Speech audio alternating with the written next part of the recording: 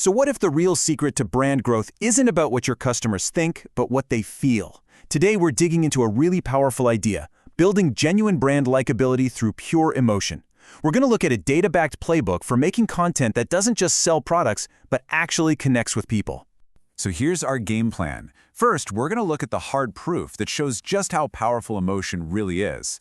Then we'll dive into the 4 specific feelings you should aim for and the 5 creative tools you can use to make them happen. We'll even uncover that secret ingredient that takes content from good to truly inspiring, and then we'll tie it all together with a super simple framework you can start using right away. All right, so where do we even begin? Well, let's start by challenging a classic marketing idea. We're always told to lead with logic, with features and benefits. But what if the data tells a completely different and way more profitable story? And here it is. The proof is right in front of us. This study looked at 1,400 successful campaigns. And get this, the ones that relied on pure emotion were almost twice as likely to see big profit gains compared to the ones using just logic. We're talking 31% versus only 16%. Even mixing them up doesn't beat a purely emotional play. The data's just crystal clear. Feelings translate directly into dollars. This isn't just a hunch, right? It's a proven economic strategy. Emotion isn't just some fluffy nice-to-have, it's a core driver of business success. Because at the end of the day, people don't just buy what you do, they buy into how you make them feel.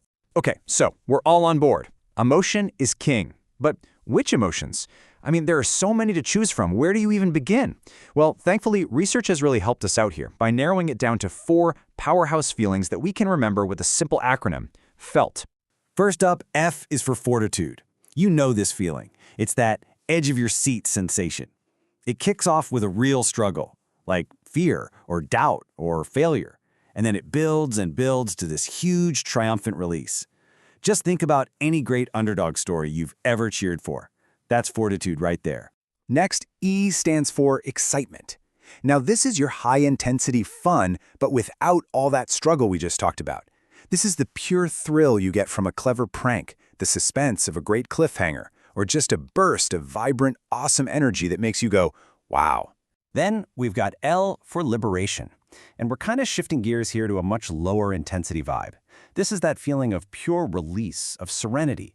It's the freedom of just letting go, the calm of watching something beautiful, or the quiet joy of defying expectations. It's really the ultimate ah moment. And finally, T is for tenderness. Now, this is another low-intensity feeling, and it often starts from a place of quiet vulnerability, like sadness or nostalgia. But it blossoms into these incredibly powerful stories about kindness, connection, and innocence. Seriously, don't underestimate this one. It often creates the deepest, most lasting connections.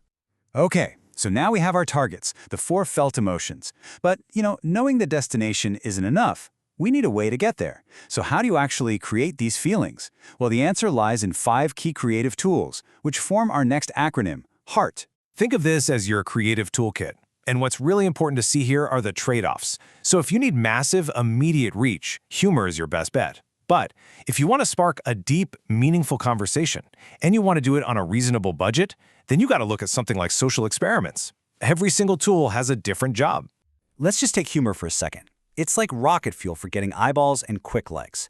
But that sugar rush, it fades fast. It rarely gets people talking in a deep way or builds those lasting memories. It's a great tactic for making a quick splash for sure, but it's not always the best tool if you're trying to build a deep, lasting connection. And this, right here, is why social experiments are seen as such a powerful choice. They hit the ultimate sweet spot. You get extraordinary engagement, but without needing a Hollywood-level budget. Because they feel so real and unscripted, they get people invested and talking in a way that slick big-budget productions just can't. So we have our target feeling, that's felt. And we've got our creative device, that's heart. But just making someone feel something isn't quite enough. To build a true brand connection, that content needs another layer of polish. It needs to inspire. And the single most important ingredient for that polish? It's empathy. And it really comes in 2 flavors. You have affective empathy, which makes your audience feel what someone else is feeling. Think of Dove's real beauty work. Then there's cognitive empathy, which shows you understand their world, like that powerful farmer tribute from Dodge. So one is feeling with them, and the other is seeing the world like them. Next up, your message absolutely has to be original. A generic phrase like, "don't let obstacles get in your way," is just forgettable. It could belong to any brand, but a line like, "To embrace a stranger as one's own," wow, that's unique, it's memorable, and it's deeply tied to a specific brand story. That's how you make your message truly yours. And finally, you run your idea through a quick checklist to make it genuinely inspiring. First, is it suitable for your brand and what's happening in the culture right now? Second, could you pay tribute to a group your audience really looks up to? Third, you want to end with optimism. A bit of hope encourages people to share it.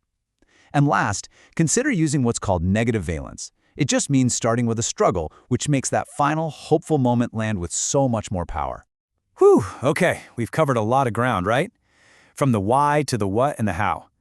So, let's pull all these ideas together into one single actionable framework that you can use for your own content.